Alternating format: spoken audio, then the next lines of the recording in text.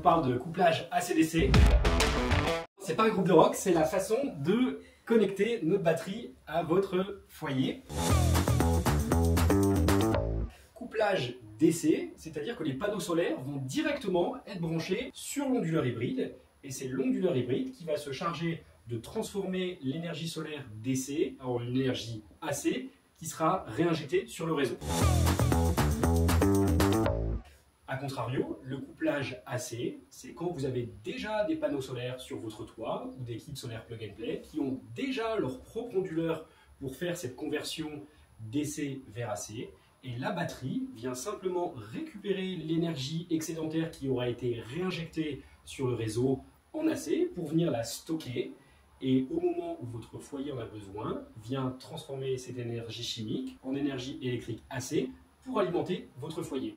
L'avantage avec la batterie BIM, c'est que vous pouvez la connecter soit en DC, soit en AC, en fonction de votre projet. Et le petit plus de la batterie BIM, c'est que vous pouvez la connecter en AC et en DC en même temps. C'est-à-dire que vous pouvez commencer avec des kits BIM plug and play et venir augmenter la puissance de votre installation en installant une installation BIM Roof. Et l'énergie produite par les panneaux solaires sur votre toit seront directement connectés à l'onduleur hybride et l'énergie sera stockée dans la batterie. Et l'énergie excédentaire qui pourrait être produite par les panneaux solaires plug and play pourrait aussi venir recharger la batterie.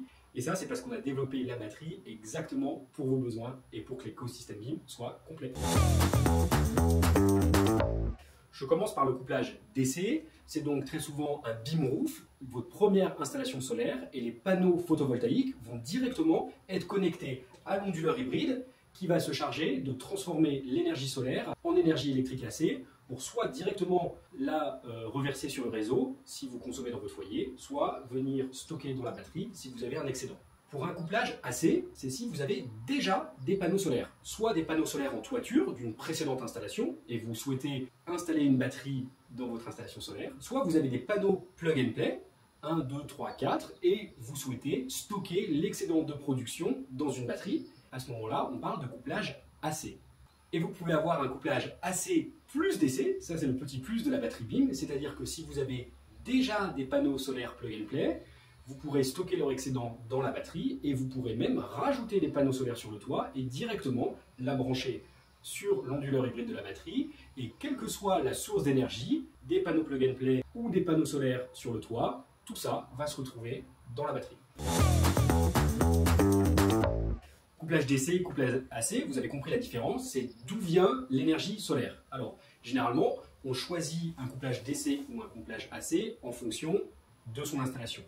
Quelles sont vraiment les différences, les avantages, inconvénients? Le couplage DC a plusieurs avantages, notamment vous avez une connexion directe entre les panneaux solaires et la batterie, ce qui permet d'avoir un meilleur rendement de conversion.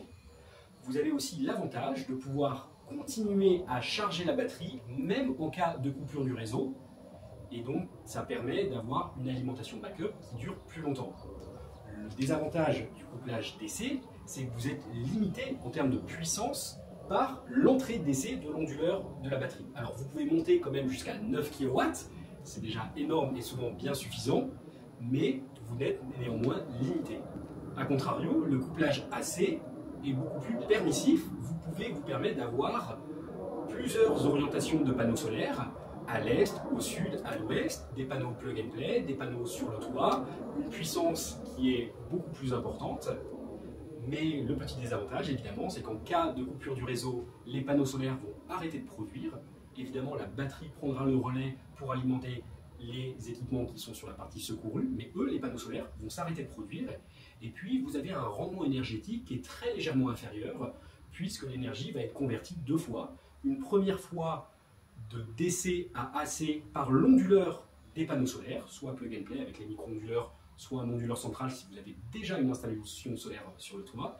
Et puis, ça va être converti une deuxième fois pour passer de AC à DC pour remplir la batterie. Alors, la perte est très faible, mais elle est quand même légèrement supérieure à un couplage DC. Donc, il n'y a pas de mieux ou de moins bien. Ça dépend surtout de votre installation, de ce que vous voulez faire entre AC et DC.